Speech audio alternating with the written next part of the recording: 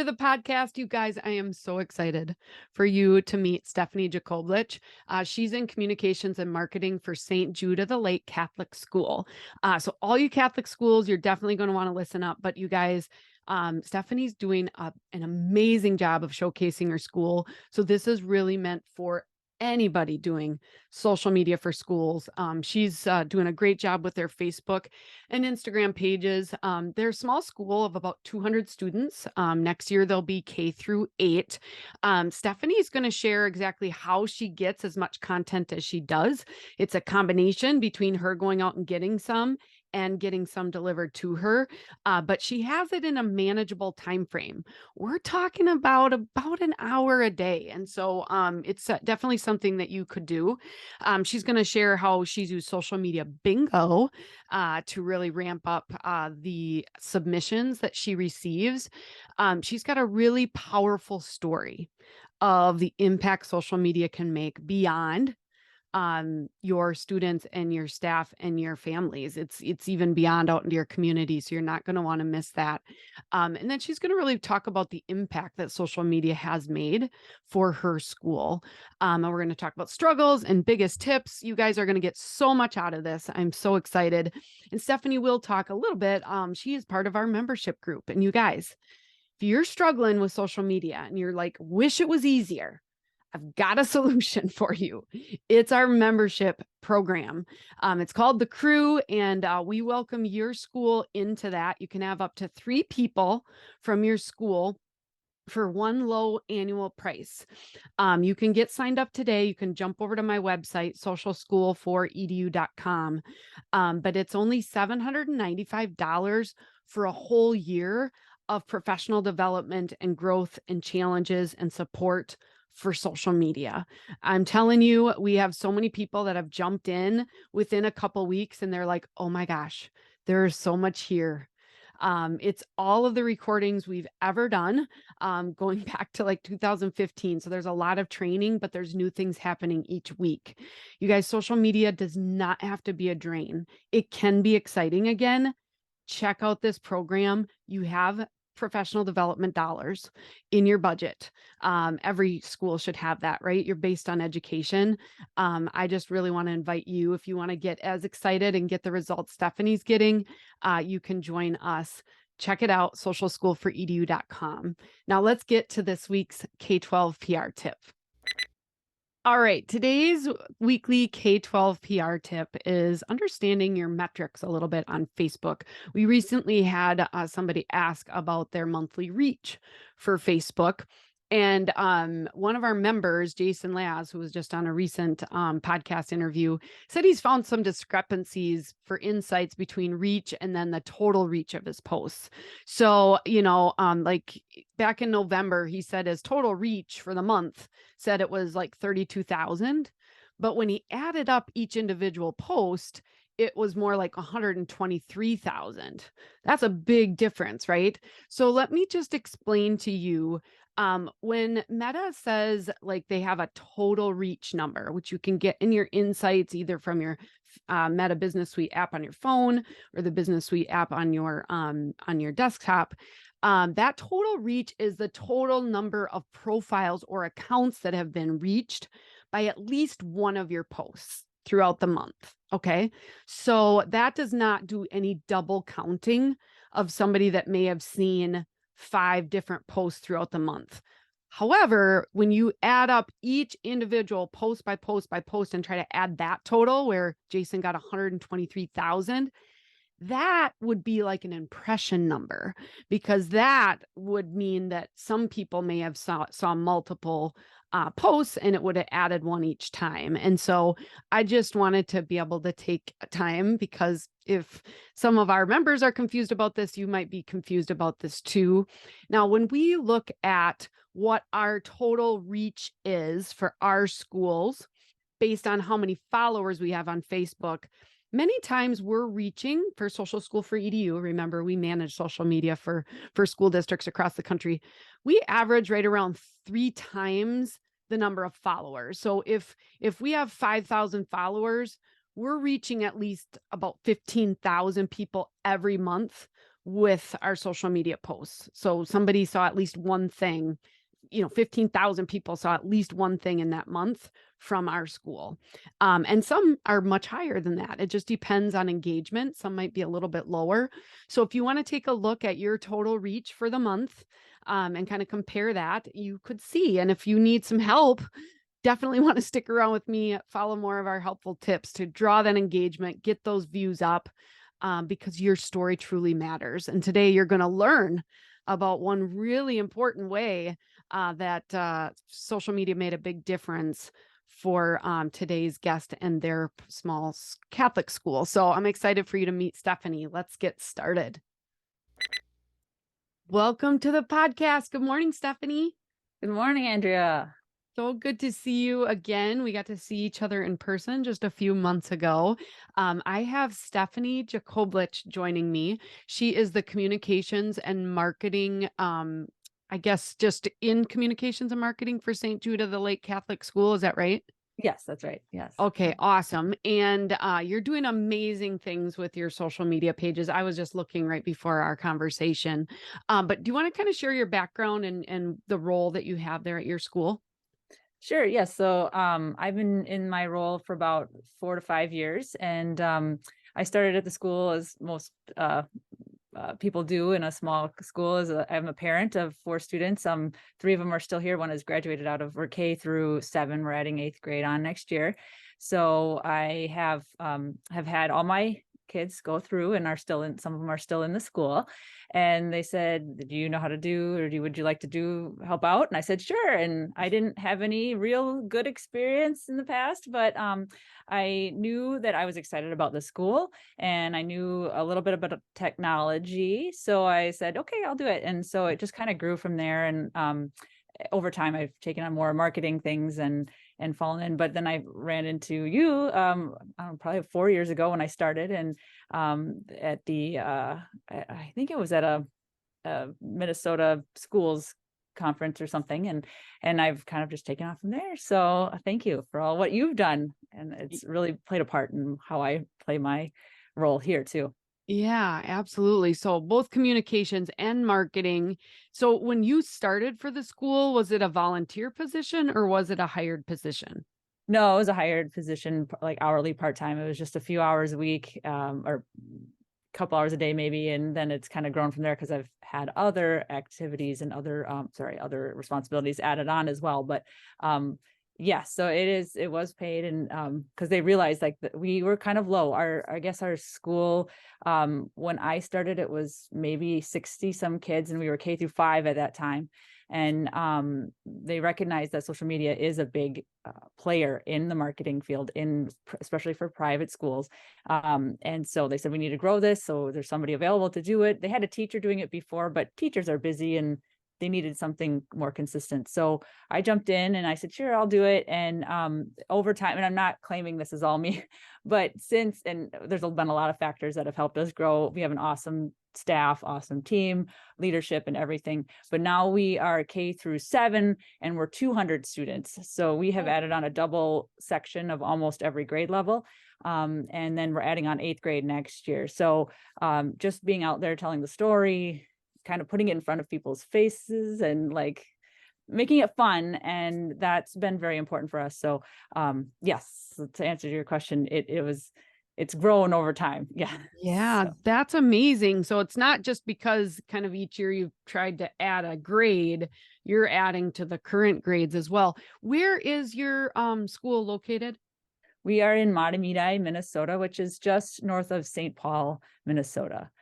Okay. So In my neck of the woods, so you really understand my accent. So that's good. yes, I Um have one too, yeah, probably. yeah. So we're among friends. So social media, I mean you do other things like you said your job responsibilities have certainly grown since you started where you were only working a couple hours. Now I'm assuming you're full time, right? Yeah, nearly so. So I'm Okay. a little bit shorter full time, but that's nice because when the kids have off of school, so do I, and then I have a little more that way. But yes, nearly so full time. Yeah. Okay. So what social media platforms are you in charge of and kind of how do you get stories for your social media? So we run Facebook and Instagram. I do have Google Business that I keep up with as well. I probably post about once a week to that. Okay. And we have some other things like the great schools or privateschools.com and things like that as well. But that's not as much social media as us, but Facebook and Instagram are our basic bread and butter, I should speak. We also have in school communication app that's like it's some grandparents, but mostly it's the parents and guardians of the students. So I'll run a little bit of the storytelling on there, but primarily that's just communications, like, the concert is this day, make sure you fill out the permission forms and things like that. But I tell a Okay. little bit of the story there, but mostly it's Facebook and Instagram. And I usually find the stories for that. Actually, I have a really good team. We have a good team here at St. Jude of the Lake. I'm a one woman, base for, but everybody kind of filters through me, and I'm happy to be that anchor point of people send me photos. They'll tell me what they're doing. If they can't take photos themselves, they'll say, oh, at 3 o'clock today we're going to be doing this activity, and I'll come on down and take photos. So I get a little bit of the background. It's kind of neat to be there when you can, because Right. you hear the story, you see it, but at the same time I'm able to kind of build the story of what they give me as well. And Okay. there's a couple of different ways I do that. We have bingo. I think you suggested that when I first met you, and that social media bingo. I run that about twice a year, Okay. usually early in September, right away. And I let it run for 3, sometimes 4 weeks, depending on how busy it is. Let people get their feet under them. Because I want that habit to be enforced. Like, you see a photo, take it and send it on to me. So they send it on to me at my social media address. So I have a social media at St. Jude of the Lake .org. And that was, again, a suggestion, I think, from you guys, because it helps keep the workflow separate. So we have that, and they'll send me those photos. But a lot of it also is I make a run up and down the halls every day, a little at the beginning of the day, chatting, even if they're not my students, teachers, like, oh, what are you guys doing today? How are you feel? Oh, make sure you grab a photo of them taking the fish out of the fish tank, and oh, what time is that? And I mean, I get excited about the story, and I get excited to hear it. And I figure if I'm excited, then hopefully somebody else is excited out there too. We also have, I think another big draw is we have 2 screens in the school, like electronic screens, that will feed, like I can feed photos and like birthdays on it and things like that. So internally. Uh-huh. And when I get a photo from a teacher, or I take one, a lot of the kids or the teachers are like, oh, are you going to put that up on the screen? I mean, they're K-8. So some of our K-7, some of our middle schoolers might be on social media, but not a lot of those younger ones. So the social media and telling the story is they're watching those screens at lunch. They're watching those screens in the hallway. So they're like, are you going to use that? And I said, yeah. So sometimes that's a feeder into what I can get, because they're usually excited to see themselves. What kid isn't excited to see themselves up on the screen and their classmates and things like that? So yeah. Right. Absolutely. Oh, so many great ideas. And you can tell that you're very active. I mean, it's a small school, about 200 kids, but there's so much as I'm scrolling on your pages. So you're going to want to check it out. Now, you mentioned social media bingo. Can you just describe kind of what that looks like and how you run that program for your school to try to encourage submissions? Sure. Yes. So I build it in Canva, and it's just a grid. I think it's 5 by 5, like a regular bingo board, of little squares. And in each square, it has little ideas like capture a photo or a video of um, recess fun time, or school work showcase, or, so whatever subject they're learning. And just smile. I think one just says smile, smile, smiles. Another one says our mascot's the penguin. So another one says a photo is something penguin related, or another one says STEM. And since we are a religious school, I'll put something like a faith-based activity, something with prayer or something. I'll put one on a square like that. Things that especially match with our identity as well.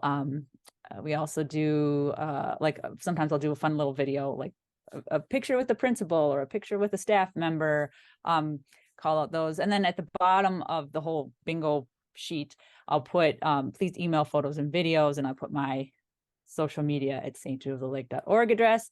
So they know that. And then I say, it can go up and you have to tell people that it has to be diagonal or up and down, not four corner, or whatever you're going to Right. allow. And then the prizes, I'll put the date, like when they have to turn the board into, and it's the honor system. I'm not going through and saying, okay, Mrs. Smith has sent me, 3 smiling photos, and no. So it's honor system, and they'll turn their board in, and some of them get excited about it. I'll walk down the hall. Oh, I've been working on my bingo board, and oh God, thank you. And I'll give a couple reminders through thank you for what you're sending. I got a lot of people shared this photo. They love the photo you took. Thank you for sending it.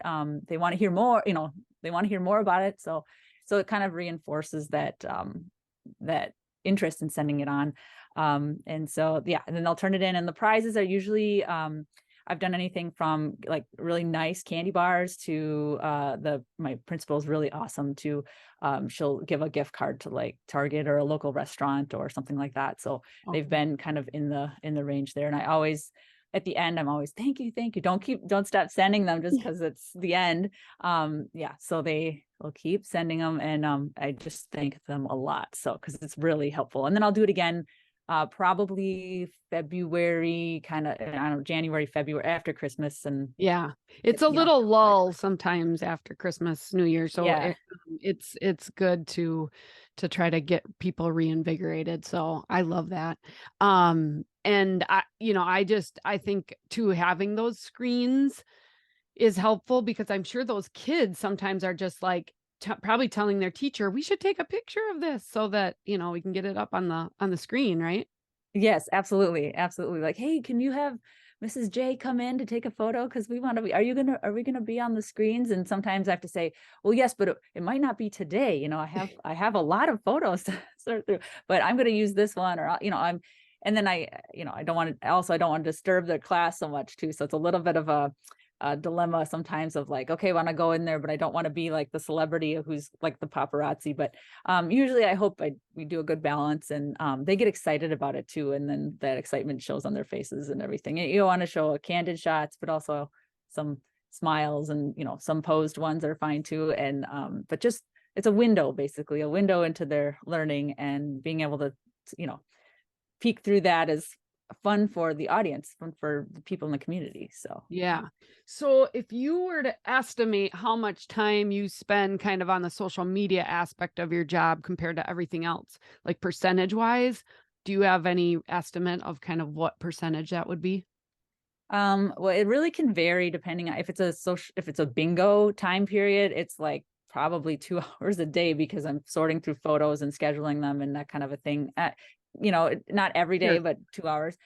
Probably on the not bingo ones, I'm going through the school and kind of gathering photos maybe for about 20 minutes, and then you're like editing, finding out what ones I'm not taking, hundreds of photos a week or anything like that, but probably like 30 or something like that are out there, and then weeding those down to maybe my top 10 and sorting those in there. And then people probably send me about, another 10 more through the week, and I pick out what I can use there. And so Okay. probably about an hour a day, if it's in chunks, so it's a little bit hard to tell sometimes. But and then there's also the comments and responding to things, and I usually just do that one main time a day. And then like I'll say, okay, I'm going to do that for 10 minutes. We don't get a ton that's not onerous to do, but I'll do that once a day. And then just kind of managing my time too. I'm not jumping in and responding to every comment or anything like that. Rare is there a time when I have to jump in, because we have that other parent communication tool, so it's not like, when do I have to bring my child's arrive there, so I don't have to do that. But so probably about a couple hours a week, and then it can front load sometimes and Yeah. be more or less. So Yeah. Well, I wanted you to explain that, Stephanie, because you look at your page and it's amazing. And so I thank don't you. want people to think that this is only Stephanie's only job. No. She's fitting this among other things. So once you have some of those systems in place of knowing how you grab the content, getting some content sent to you, checking in on the pages, like it can be something that you can do really well while having other responsibilities too. Yes, and I often take those pieces, those posts, and the copy that I write for that, and maybe tweak it a little bit depending on what I use it for elsewhere. So like we have our church has a bulletin or a newsletter, and sometimes I will be able to put that in there. I'll use them up on the electronic screens. We have a grandparent blog, or we have a blog and then a grandparent newsletter, and I was testing out names. I think it's like just the monthly scroll, so they can, not all of them are on Facebook, not everybody's on Facebook, but I always put a plug in there to say, hey, if you want to find more on Facebook. But so just being able to use those, I use most of the Facebook and the Instagram things as my like original piece, and then I'll branch out from there because you can use it for almost anything at that point. So without I'll take out the give a like or give a thumbs up if it's something in print, but right. Yeah. So a little bit of editing.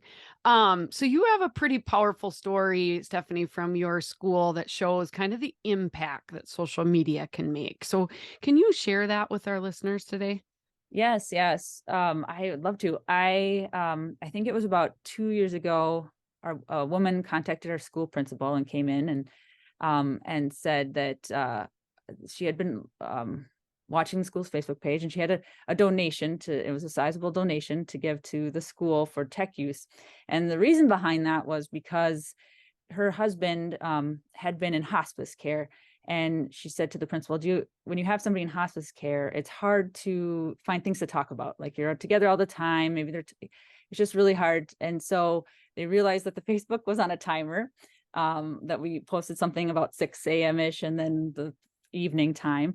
And so twice a day, usually every day, they had pulled up and found out, oh, what are the kids doing at St. Jude of the Lake today? They had this STEM project, or they did this experiment, or they're learning this in the class. And it gave them something to talk about. Like, this is what they did. And it really just helped them, and it moved them, I guess. And so they said that when he passed on, he would like to give a donation, especially, I think his interest in his life was some tech and technology STEM thing. So he would like to give a donation and leave a money amount to St. Jude of the Lake. So for our STEM lab and our STEM tech thing. So he did. And it humbled me when I heard it, because I know I was the one writing at the time. And like, you never know who's looking and who's watching. This wasn't even a current family. I don't know that the principal knew them very well.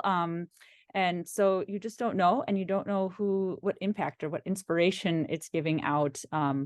And, certainly after a while, I'm like, oh, this is, try not to think about it too hard, because it can be very, I don't know if it's intimidating is the right word, but daunting, kind of. Daunting. Yes. Thank you. And so, but you never know. And people are looking for those good stories now, and people are looking for the inspiration, but, and I think people also, I use the word vicariously a lot. Like, people like to live vicariously and see those moments, and see, the young generations, especially, learning some things and what skills they're building. And I like to highlight, life skills that they're building in these things too. It's not just the science and the technology and the English learning and the kind of things. It's presentations. It's, working together, and it's kindness, and, sharing out into the world. And those are the things that, in an academic world, they can kind of get lost. But no, we have everything that we try to teach those kids here. And that's a big identity for us. And along with our faith and those bricks, we don't want to forget those. So yes. Yeah. That's a great story. And I think, often we think about social media and engaging with students and even staff and parents, but you really do touch beyond that with your community, with grandparents. You think of people that maybe had kids but don't have kids in school anymore, being able to create that connection. And like you said, they kind of knew when the stories were going to be shared, and so it gave them something to look at. And goodness, we've got enough negative news out there. Isn't it great to have some positive things out there on social media for people to kind of cheer on? So I just love that story. Thank you. Absolutely. I was honored and to be a part of that and hear about that too. I didn't hear about it till way later. So I'm like, oh, this is wonderful. But and I always kind of think of the audience of the outer now, not in a daunting way, but like, we're reaching the world, we're touching the world, or at least maybe this corner, but there's some far and wide things that could be out there. So. Oh, absolutely. And now you're helping inspire folks all around by whoever's listening to this podcast. So we talked a little bit about the growth of your school, but social media is important to all schools, but the small Catholic schools really need this. What do you feel the impact has been besides that donation where social media has really made an impact for your school? So I think social media is super impactful for Catholic schools and small Catholic schools and private schools in general, because in order to be here, the family had to make a big commitment in time, money. A lot of times there isn't busing that necessarily goes. So they're in, they're all in. In order to do that, you don't just sign up, at a public school. You have to get everything in line.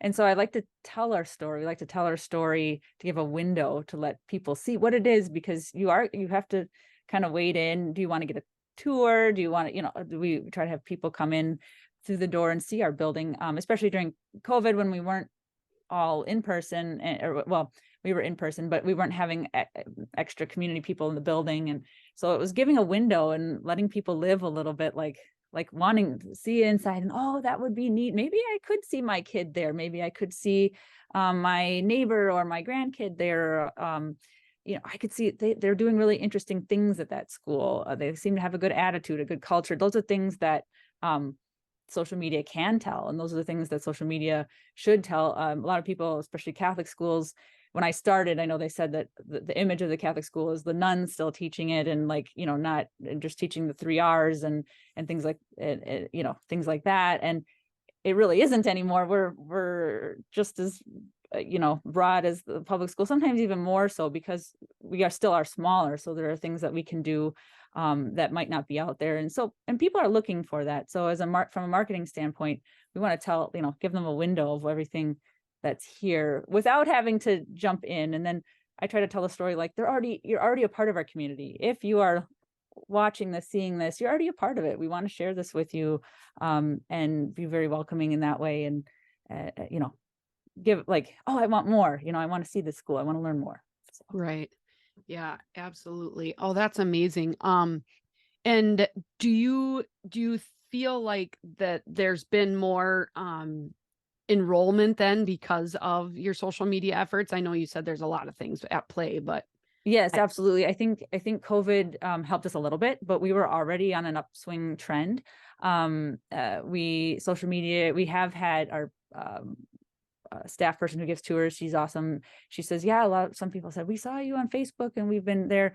Sometimes they're already a part of the community in some tangential way, and maybe coming back to their faith, or wanting to learn more. And now they know there's a school there. And, and we there's not a big sign out in front of, there is, but when you're just driving by on the main road, it's not very noticeable. So sometimes just seeing something, oh, I never knew there was a school, and it's got this in it. It has all these technology things, and we're up to date, and the identity seems to be great. And so I think that's when people then hear about it, whether they hear about it in name only, and then they can go search.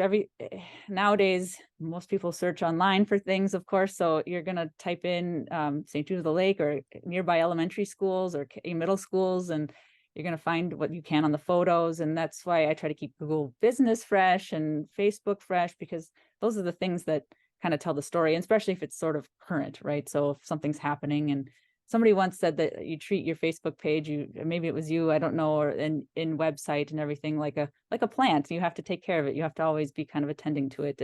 And so I want to look loved and taken care of, and not get too crazy when you make a mistake, but try to really focus on that. So yeah, I think absolutely the school marketing and our identity is something we want to be able to put out there on social media, because otherwise, if you don't put something out there, somebody might think in their own head what it is, and right. We want to show it what it is. So yeah, absolutely. Now, do you do any paid boosting or advertising with your social media efforts, or is it mainly organic?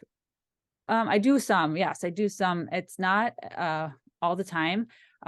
We actually have a good uh, enrollment right now. So sometimes we're actually quite full. So like I'll put a lot of it is just organic things for enrolling time and that kind of thing.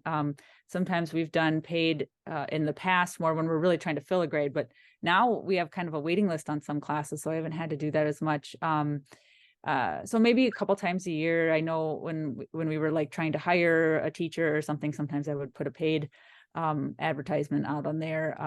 But a lot of it's organic. We do have a really good local in-print newspaper, which, newspapers are like, it depends on your community, right? So if you have a really good one that's with high readership, and this one is, and then you don't know, it's not just the millennials that you're trying to advertise to. It's not just the people with the preschool ages too. It's their parents, because they know that, oh, do you know that there's a school, we saw that. Or we also, the newspaper runs on their website too, runs the impressions on the top. So that's kind of what I end up doing because it's very targeted local marketing. Sure. And then so we run that as well. But absolutely the organic stuff seems to be working, and that kind of a thing. But I will pull in when paid things occasionally.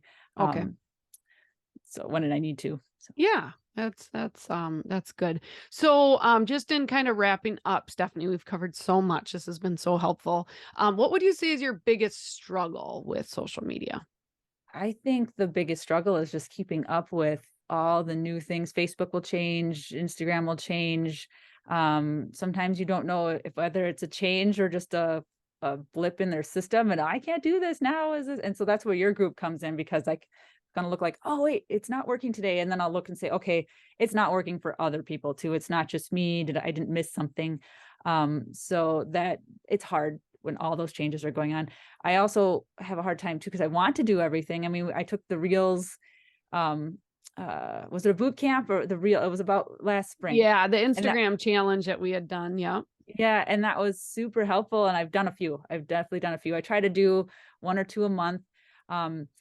But it just wanting to do everything, and there's so many options out there. But then when you have so many options, so many choices, sometimes that's just like, oh, freezing, it feels daunting. So I just decided for now, I'm doing a couple of Reels, but I don't have to do everything. I think I want to tell the story that I do tell well, and show the story. And I do think the like leaving in my audience again is a lot of grandparents and parents and things like that. And I think those static photos still are very memorable in their head. So if you get one in the comments, so it's a little bit of a balance. I guess my challenge is trying to do everything, but then saying, well, if you do everything, that comes at a cost too. So but as I move, I'm always looking to grow, and in little, in increments that are balanced. So the challenge is just making sure you're always balanced. So yeah.